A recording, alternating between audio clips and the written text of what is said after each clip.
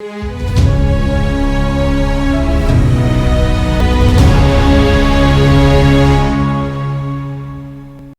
दोस्तों, राजनीति की बातों में आपका स्वागत है। मैं हूं आपका दोस्त धर्मेंद्र कुमारी।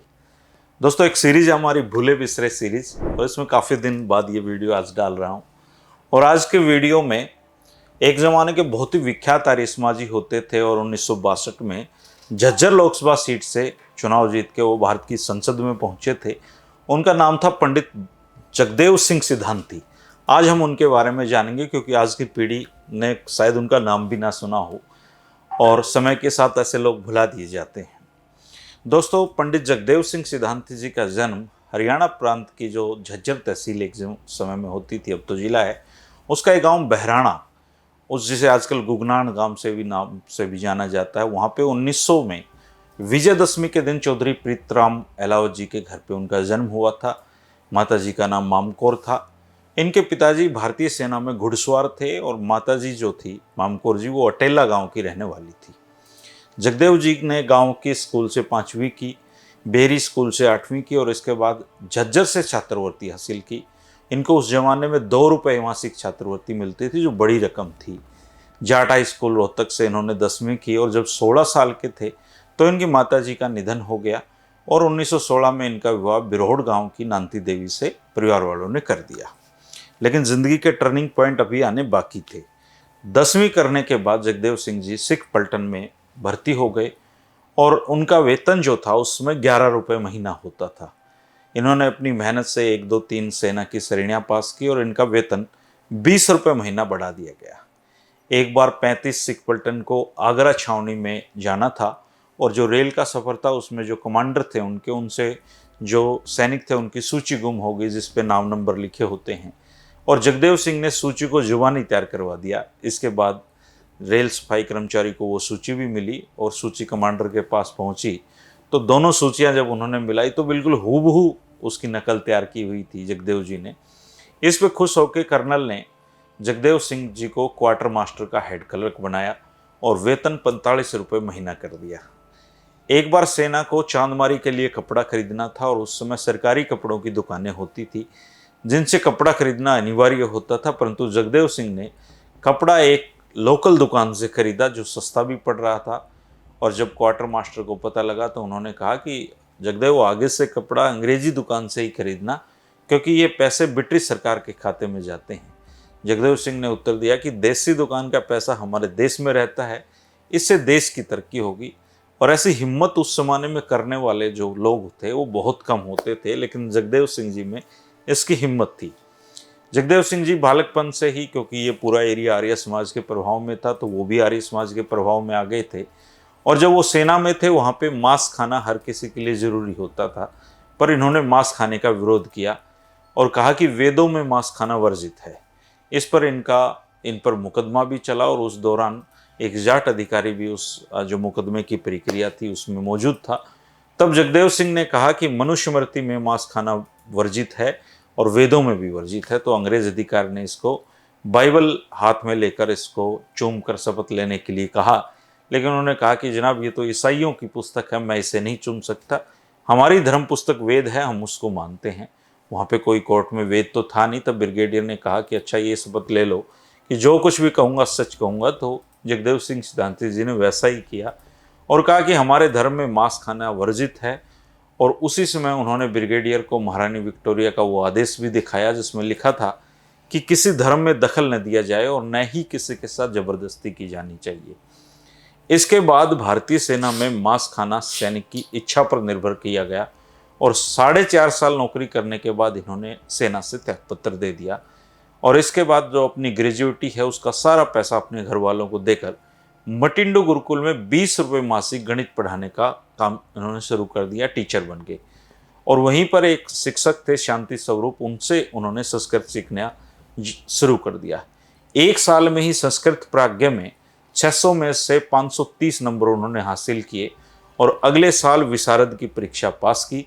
इसके बाद लाहौर में सिद्धांत विशारद और सिद्धांत भूषण की परीक्षाएं भी पास की और इन्हीं दिनों इनकी मुलाकात स्वामी स्वतंत्रतानंद जी से हुई और उनको अपना गुरु उन्होंने मान लिया। ये लाहौर महाविद्यालय के आचार्य थे और सिद्धांत भूषण परीक्षा पास करने के बाद अपने नाम के साथ सिद्धांति लगाना शुरू कर दिया।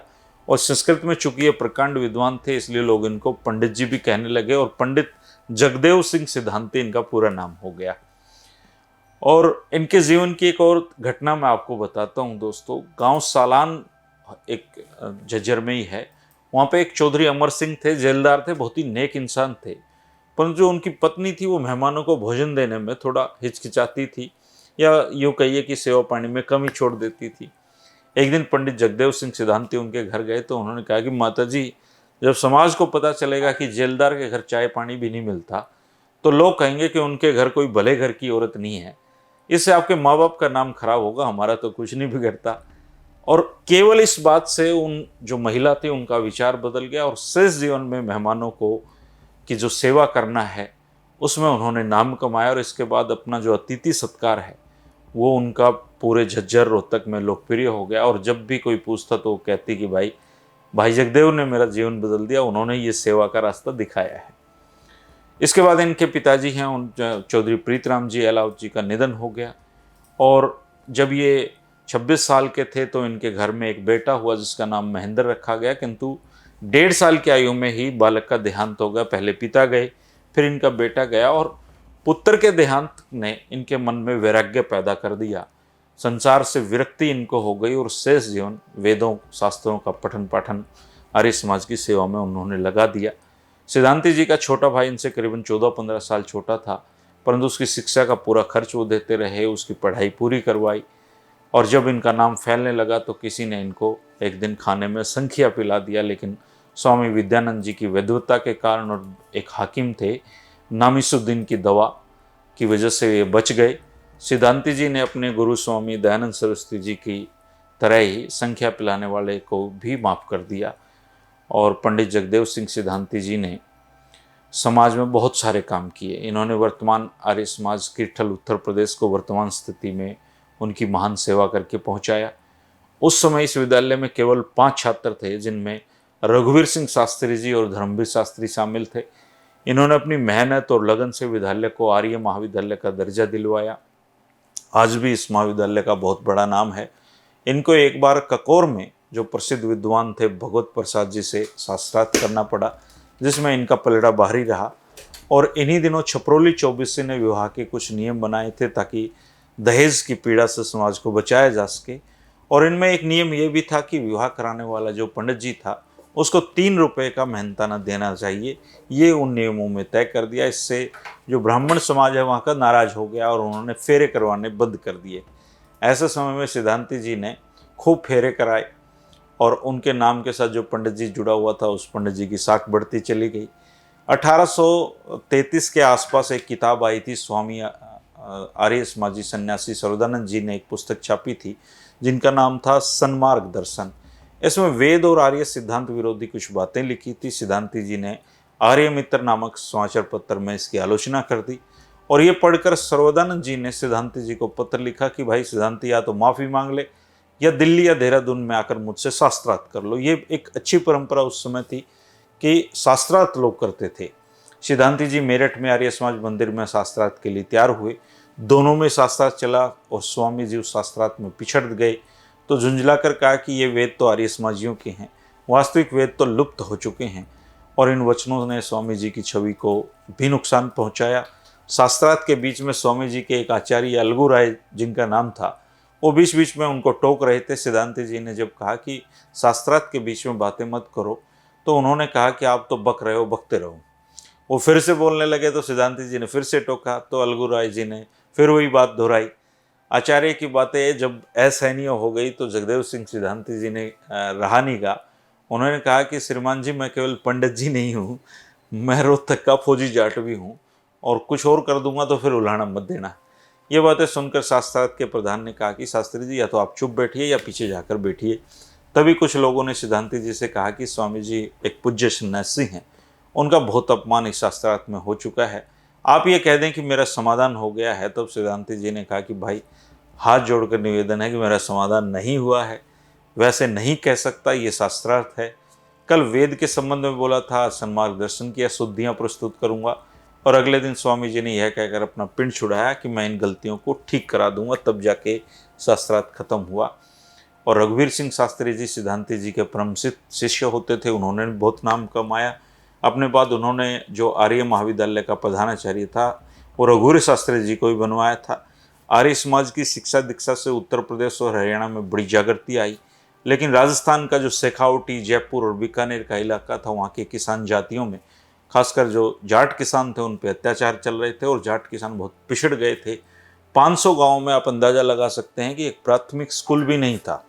और ऐसे समय में सिद्धांति जी ने 1934 में सीकर में जाट प्रजापति महायज्ञ किया और इस यज्ञ में भी बहुत अड़चनें आई, लेकिन यज्ञ को सफल किया गया।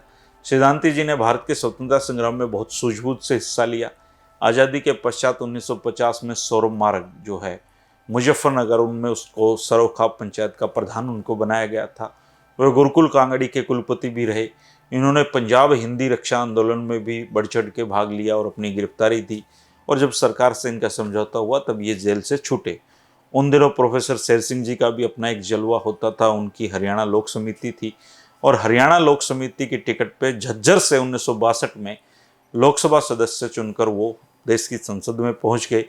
और ऐसे में प्रताप सिंह दोलता जी ने कहा था कि हवन कुंड तो देश की संसद में भी इन लोगों ने गाड़ दिया है।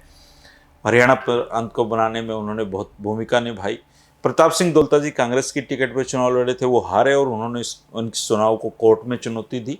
आप जब गूगल पे जगदेव सिंह सिद्धांति वर्सेस प्रताप सिंह दोलता अगर आप ढूंढेंगे तो आपको ये कोर्ट का फैसला मिल जाएगा और बहुत पढ़ने लायक वो फैसला है राजनीति और धर्म के विषय में।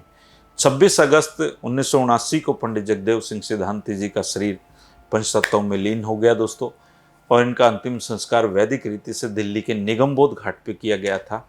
अपनी कृतियां और समाज सेवा के कारण पंडित जगदेव सिंह सिद्धांति जी हमेशा अमर रहेंगे।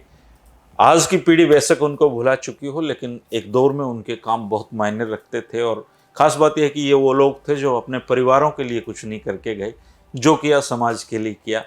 तो भूले बिसरे सीरीज में आज सिद्धांति जी के जीवन पर प्रकाश डाला है, उनके बारे में जानने का मौका मिला है। दोस्तों, आप भी किसी खास व्यक्तित्व जो हरियाणा का रहा हो उसके बारे में जानना चाहते हैं तो आप कमेंट कर सकते हैं। मैं कोशिश करूंगा कि जानकारियां ढूंढ के उनका वीडियो भी भूले बिसरे सीरीज में आपके सामने लाया जाए। एक साथी ने याद दिलाया कि भूले बिसरे सीरीज कंटिन्यू नहीं है, उसे वीडियो डाला करो। तो आज ये वीडियो है, कोशिश करूंगा कि इसके वीडियो भी कंटिन्यू आपके पास आते रहें। शुक्रिया दोस्तों, नमस्कार।